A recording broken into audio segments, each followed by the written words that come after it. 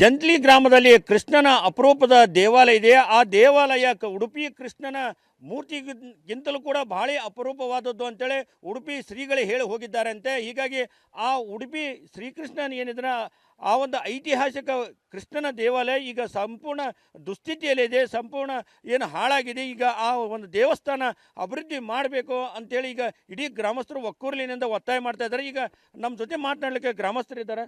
Sir, ಈ ಒಂದು ಕೃಷ್ಣನ ದೇವಸ್ಥಾನ ಯಾವ ಕಾಲದ್ದು? ಈ ಒಂದು ಕೃಷ್ಣನ ಮೂರ್ತಿ ವಿಶೇಷತೆ ಏನಂತ? ಇದು ಶ್ರೀಕೃಷ್ಣ ದೇವಾಲಯ ಕಲ್ಯಾಣ ಚಾಲುಕ್ಯರು ಮತ್ತು ಹಾಗೂ ವಿಜಯನಗರ ಅರಸರ ಕಾಲದಲ್ಲಿ ನಿರ್ಮಾಣವಾಗಿರ್ತಕ್ಕಂಥ ದೇವಸ್ಥಾನಗಳು. ಇದು ಶ್ರೀಕೃಷ್ಣ ಒಂದೇ ದೇವಸ್ಥಾನ ನಮ್ಮಲ್ಲಿಲ್ಲ, ಹಲವಾರು ದೇವಸ್ಥಾನಗಳು ಇವತ್ತು ಮಹಾಬಲೇಶ್ವರ ಇರ್ಬೋದು, ಸಿದ್ದೇಶ್ವರ ಇರ್ಬೋದು, ಹಲವಾರು ದೇವಸ್ಥಾನಗಳು ನಮ್ಮ ಗ್ರಾಮದಲ್ಲಿ ನಿರ್ಮಾಣವಾಗಿರ್ತಕ್ಕಂಥದ್ದು. ಹಿಂದೆ ಈ ಗ್ರಾಮದಲ್ಲಿ ಜೈನ ಮತ್ತು ಶೈವ ಧರ್ಮದವರು ಇಲ್ಲಿ ವಾಸಿಸ್ತಿದ್ರು ಅಂತಕ್ಕಂಥದ್ದನ್ನು ನಾವು ಹಿರಿಯರ ಮೂಲಕ ಇತಿಹಾಸದಲ್ಲಿ ಕೇಳ್ಪಡ್ತೀವಿ.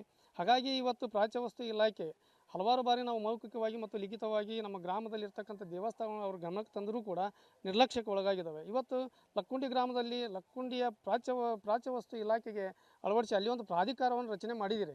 ಆ ಪ್ರಾಧಿಕಾರದಲ್ಲಿ ಈ ಆ ಕಾಲದಲ್ಲಿ ಬರ್ತಕ್ಕಂಥ ದೇವಸ್ಥಾನಗಳು ಇವತ್ತು ಜಂತ್ರೀಶ್ವರ ಗ್ರಾಮದಲ್ಲಿ ಇರೋದರಿಂದ ಅವುಗಳನ್ನು ಕೂಡ ಪ್ರಾಧಿಕಾರದಲ್ಲಿ ಅಳವಡಿಸಿ ಇವನ್ನು ಕೂಡ ಅಭಿವೃದ್ಧಿ ಪಡಿಸಬೇಕು. ಹಾಗೂ ಇದನ್ನು ಒಂದು ಕೂಡ ಪ್ರೇಕ್ಷಣೀಯ ಸ್ಥಳವನ್ನಾಗಿ ಘೋಷಣೆ ಮಾಡಬೇಕು.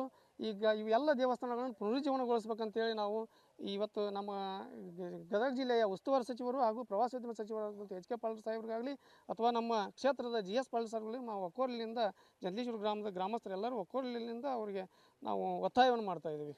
ಹಾಗಾಗಿ ಇವತ್ತು ಈ ಗ್ರಾಮ ಭಾಳ ನಿರ್ಲಕ್ಷ್ಯಕ್ಕೆ ಒಳಗಾಗಿದೆ. ಈ ದೇವಸ್ಥಾನಗಳು ಅವುಗಳೆಲ್ಲ ತಾವು ಗಣನೆಗೆ ತಗೊಂಡು ಪ್ರಾಚ್ಯವಸ್ತು ಇಲಾಖೆ ಅಧಿಕಾರಿಗಳನ್ನು ಕಳಿಸಿ ಇಲ್ಲಿ ಮತ್ತೊಮ್ಮೆ ಸರ್ವೆ ಮಾಡಿ ಇವುಗಳನ್ನು ಯಾವ ರೀತಿ ಪುನರುಜ್ಜೀವನಗೊಳಿಸಬೇಕಂತಕ್ಕಂಥದ್ದನ್ನು ತಾವು ಒಂದು ನೀಲನಕ್ಷೆಯನ್ನು ಮಾಡಿ ಇವೆಲ್ಲ ಗ್ರಾಮದ ದೇವಸ್ಥಾನಗಳನ್ನು ಪುನರುಜ್ಜೀವನಗೊಳಿಸಿ ಇದನ್ನು ಆ ಪ್ರಾಧಿಕಾರಕ್ಕೆ ಅಳವಡಿಸಿ ನಮಗೆ ಇದನ್ನು ಉಳಿಸ್ಕೊಡ್ಬೇಕಂತೇಳಿ ನಾವು ಒಕ್ಕೋರಲಿನಿಂದ ಒತ್ತಾಯ ಮಾಡ್ತಾಯಿದ್ದೀವಿ.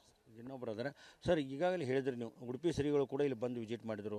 ಅಲ್ಲಿ ನಮ್ಮ ಭಾಳ ಏನು ಮೂರ್ತಿ ವಿಶೇಷವಾದದ್ದು ಅಂತ ಹೇಳಿದರು. ಮತ್ತು ಅವರು ಕೂಡ ಅಭಿವೃದ್ಧಿಗೆ ಮುಂದಾಗಲಿಲ್ವಾ? ಏನು ಬೇಡಿಕೆ ಇಟ್ಟಿದ್ರು ಅವರು? ನೀವೇನು ಹೇಳಿದ್ರಿ? ಮುಂದೆ ಹೇಗೆ ಅಭಿವೃದ್ಧಿ ಆಗಬೇಕು?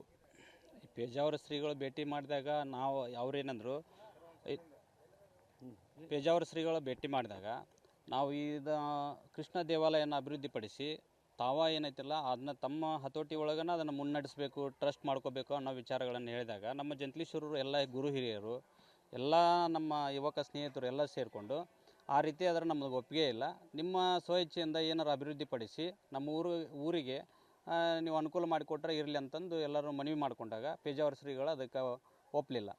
ನಮ್ಮದು ಇವಾಗ ಸದ್ಯ ಮನವಿ ಏನಂದ್ರೆ ಇಲ್ಲೇ ಲಕ್ಕುಂಡಿ ಒಳಗೆ ಸರ್ಕಾರ ಉತ್ಖನನ ನಡೆಸುತ್ತಿರೋದ್ರಿಂದ ಪ್ರವಾಸೋದ್ಯಮ ಇಲಾಖೆ ಸಚಿವರಾದಂಥ ಮಾನ್ಯ ಎಚ್.ಕೆ. ಪಾಟೀಲ್ ಸಾಹೇಬರು ನಮ್ಮ ಜಂತ್ಲೀಶ್ವರ ಗ್ರಾಮನೂ ತಮ್ಮ ಪ್ರಾಧಿಕಾರದೊಳಗೆ ಸೇರಿಸ್ಕೊಂಡು ಸುಮಾರು ಒಂದು ಈಗಾಗಲೇ ನಮ್ಗೆ ಗೊತ್ತಿರೋ ಹಾಗೆ ಒಂದು 7 ರಿಂದ 8 ಪುರಾತತ್ವ ಇದು ಹಳೆಯ ಗುಡಿ ಇರೋದ್ರಿಂದ ಅವನ್ನ ತಮ್ಮ ಪ್ರಾಧಿಕಾರದೊಳಗೆ ಸೇರಿಸ್ಕೊಂಡು ಕೂಡಲೇ ತಮ್ಮ ಪ್ರವಾಸೋದ್ಯಮ ಇಲಾಖೆ ಒಳಗೆ ಯಾವುದಾದ್ರೂ ಅನುದಾನ ಬಳಸಿಕೊಂಡು ಈಗಾಗಲೇ ನೋಡ್ಬೋದು ಸರ್, ನೀವು ನೋಡಿದ್ರಿ. ಈಗ ಇನ್ನೇನು ಕೆಲವು ದಿವಸ ನಾವು ನೋಡೋಕಲ್ಲಿ ಈಗಾಗಲೇ 20 ವರ್ಷದ ಹಿಂದನೇ ಈ ಗುಡಿ ಸ್ಥಿತಿ ಬೇರೆ ಇತ್ತು.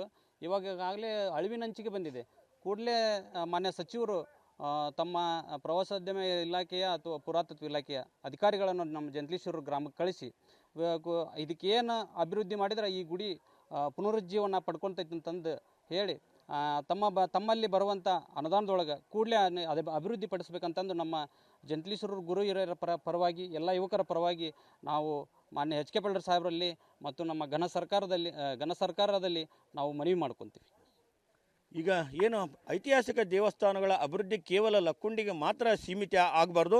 ಈಗ ಗದಗ ಜಿಲ್ಲೆ ಮುಂಡರ್ಗಿ ತಾಲೂಕಿನ ಜಂತ್ಲಿ ಸಿರಿಯಲ್ಲಿ ಕೂಡ ಐತಿಹಾಸಿಕ ದೇವಸ್ಥಾನಗಳಿದೆ. ಅದರಲ್ಲೂ ಕೂಡ ಅಪರೂಪದ ಕೃಷ್ಣನ ದೇವಾಲಯ ಇದೆ. ಇದು ಕೂಡ ಅಭಿವೃದ್ಧಿ ಮಾಡಬೇಕು ಅನ್ನೋ ಒತ್ತಾಯ ಈ ಗ್ರಾಮಸ್ಥರದು. ಕ್ಯಾಮ್ರಾಮನ್ ಶಂಭು ಜೊತೆ ಸಂಜು ಪಾಂಡ್ರೆ.